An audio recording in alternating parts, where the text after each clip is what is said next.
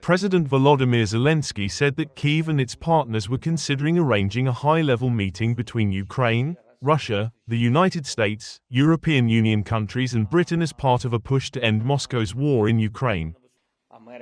Speaking to reporters in Kyiv after holding 2 phone calls with US President Donald Trump, the Ukrainian leader said he hoped the meeting could happen as soon as possible and that it could be hosted by Turkey, the Vatican or Switzerland.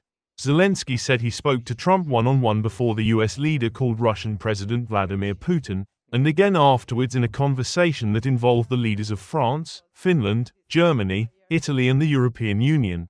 Trump said after his call with Putin that Russia and Ukraine will immediately start negotiations towards a ceasefire. Russian President Vladimir Putin, after a call with US President Donald Trump, said that Moscow was ready to work with Ukraine on a memorandum about a future peace accord and that efforts to end the war in Ukraine were on the right track.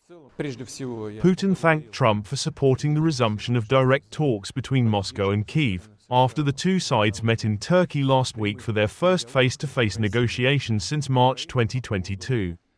He said that Trump noted Russia's support for peace, though the key question was how to move towards that goal. We have agreed with the President of the United States that Russia will propose and is ready to work with the Ukrainian side on a memorandum on a possible future peace accord, defining a number of positions, such as, for example, the principles of settlement, the timing of a possible peace agreement, Putin told reporters near the Black Sea resort of Sochi. He said that as part of this work, the 2 countries would have to define a possible ceasefire, including its time frame. Ukraine, its European allies and the United States have all urged Putin to accept an immediate, unconditional ceasefire lasting at least 30 days.